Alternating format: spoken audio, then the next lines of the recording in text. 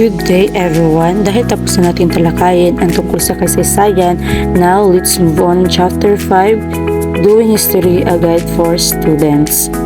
So, ang paksa na aking tatalakayin ay tungkol sa Doing Historical Research Online. Introduction. It is not enough that we know our history. We must also realize that as agents of social change, we can contribute to the narrative of the nation by participating in writing about our past and our present. This chapter will focus on applying the skills we have learned in the previous chapter in writing history. Ibig sabihin, dapat alam din natin kung paano sumulat ng pananaliksik at kung paano magsaliksik ng mga impormasyon. Una natin tatalakayin ay ang internet. So it has increasingly become the primary means by which anyone would find any information they need. With a single click, we are able to access a lot of available information. So sa pamamagitan ng internet, hindi na tayo mahihirapan pag humanap ng mga impormasyon o mga detalye na gagamitin natin sa gagawin nating pananaliksik o research. Kasi pag gamit ang internet sa isang click lang natin ay lalabas na yung mga impormasyon na hinahanap natin nang hindi na tayo nahihirapan pag humanap ng related studies. So next is cyberspace. It refers to the digital world created by the internet where people can communicate, share information, and interact through various online platforms and services like Google. So ang Google muna siyang example sa cyberspace o titawag ng search engine. Then another one is online education, a platform that offers educational resources. So another one is kanang mga online libraries. Examples, digital archive that provide access to a vast collection of books and literature. So next is the plagiarism. So plagiarism, it takes in many forms, broadly categorized as intentional or unintentional, and within those several specific types exist, including global, verbatim, paraphrasing, patchwork, and self-plagiarism. Meaning, natay ginatawag og plagiarism. So, matawag tang ga-plagiarize if ang information nga ato nakuha sa internet or sa any kind of online education is ang kuno nato dili nato siya ma-cite og properly, so matawag na siya nga plagiarize. So daghan siya og kaning types sa plagiarism. So first is intentional plagiarism. So naa siya number 1 type is global plagiarism. This occurs when an entire text or a significant portion of it is taken from one source and presented as your own without attribution. So, gikopya gini mo ang entire text, like wala dyan na bag-o, then wala pag ito nag-cite o sa proper citation. So, muna siyang first na type sa plagiarism. Second is verbatim plagiarism.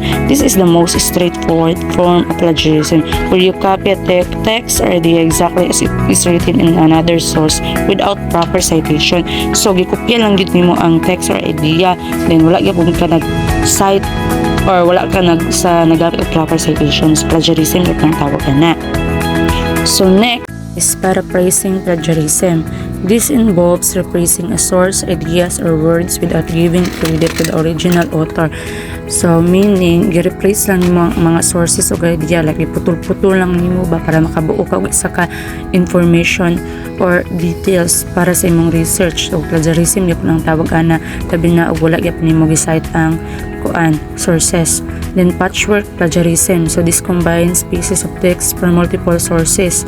So kanang mga gagmay nga mga text bitaw, then gi-compile nimo sa nakaindikan siya sa kaning lahi nga sources. Bali 5 ka sources, then nagkuha kang mga text dito. So plagiarism gyapon ang tawag kung dili nimo i-cite ang mga author ato tungod dili man to imong mga idea. Then napoy self plagiarism number 3. This occurs when you use your own previously submitted work. Kasabot kani nga nga idea na submit na nimo last year or last month, then gigamit na pag-utro nimo sa imong research, then wala ka nag-cite sa imong pangalan, so ma-plagiarize gyapon siya bisan pag ikaw ang author ana. So deliberate plagiarism. plagiarism. This is the most severe form, knowingly and intentionally present someone else's work. Like, nagkuha na isa ka research paper, then present mo as your own. Kana siya, plagiarism yung tawag, ana. Plagiarism jud ang tawag, ana. Like, imo na naging present ang iyahang papel, dili na, wala na jud kay giambag nga idea. Like, whole jud nga research paper imong gikuha, then giangkon nimo nga imuha. Then naputay gitawag og unintentional plagiarism. So for accidental plagiarism, this occurs when you unintentionally neglect to properly cite your sources, either through incorrect citation, missing citation, copying of idea and internet without proper citation.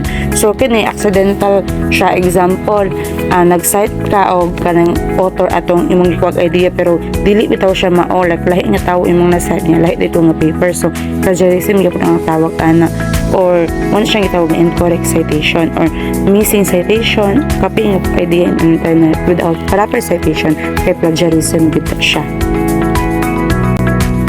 So let's move on search engine websites. So kini nga mga websites, pwede na nato siya magamiton para makakuha taong a lot of information na pwede nato i-support sa atong studies, like Yahoo and the Google. So we can find electronic journal articles, materials from institutional repositories and book chapters from many different sources through this website. And also we have the customized platform for scholarly research, which is the Google Scholar and the Google Books. So it would be a good starting point in building our research by providing an overview of existing published materials for our topic. So ibig sabihin na through this customized platform kanang makakuha tong mga related studies or kaunay na pag-aaral para magamit nating pang-suporta sa ating gagawing pananaliksik o research.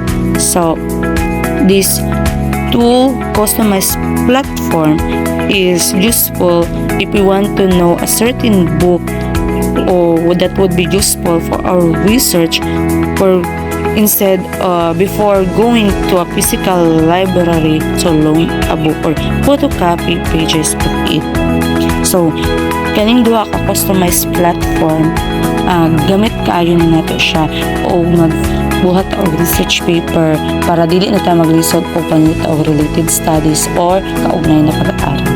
So next is the Wikipedia. When you read from Wikipedia, look at the link and citation in the articles, which could lead you to a source you use for your own research. So kung i-open na to ang Google, most all the time, one of the first results that will come out will be the pages from Wikipedia. So kining Wikipedia, known as the biggest open source encyclopedia in the whole of cyberspace. Open space, it means nga anyone could contribute or edit articles in the site, which makes some of the information in the site is unreliable. That's why kung magbasa ta sa kanilang Wikipedia, first ginatong tawon ang link and citations articles para makita nato ang kaning source nga tong gipangita nga reliable siya ug credible sources that we need for our research. So we have Project Gutenberg, Archive, and Philippine government website. So these are websites that we can use to legally download scanned copies of books and other materials for free, especially those books with expired copyrights and are in public domain. So kining tulo magamit ni nato siya gyapon sa ato ang research kung nangita ta og related studies. If ang atong studies is about history, so like kaning Project Gutenberg is the oldest digital library in the world, founded in 1971. So it published travelogues of foreigners who visited in the Philippines, such as Jaguar, De Comnien, Virchow, Foreman, and Worcester Austen Craig's biography of Rizal, and all volumes of Blair and Robertson's Philippine Islands. So next is the archive. So it is an online library that originally sought to archive web history but grew later on to provide digital version of the works. So kining archive kay it contains 279 billion square pages, 11 million books, and 4 million audio recordings, 3 million videos, 1 million images, and 1,000 software programs. So another one is Philippine government website. Are starting to enrich with sources that may be used for historical research, specifically on law and other government issuance that may be useful when doing topics of more contemporary period. So kung atong topic ay paksa ng ating pananaliksik ay tumatalakay sa mga kaganapan sa kasalukuyan, so maaari tayong makakuha ng mga related studies dito sa Philippine government websites, kasi dito kadalasang mga pananaliksik dito ay tumatalakay sa mga kaganapan sa kasalukuyan or especially on law and other government issuances. So in conclusion, internet makes finding historical information easier than ever. Platforms like Google Scholar and Google Books serve as valuable starting points for scholarly research, offering access to academic articles and book chapters. But it is important to be careful. Search engine and online libraries are helpful, but you must cite your sources correctly to avoid plagiarism. Always check if your sources are trustworthy to make your research good. Ibig sabihin, sa panahon ngayon, dahil sa internet, napapadali na lang ang ating pagkuha ng mga informasyon sa mga kaugnay na pag-aaral na gagamitin natin pangsuporta sa ating research o tinatawag itong related studies. Ngunit ganun pa man, dapat pa rin natin tandaan ang proper citation kapag kumukuha tayo ng mga ideya mula sa internet para hindi tayo makapag-plagiarize. At yun lang po. Maraming salamat sa pakikinig. Hanggang sa muli.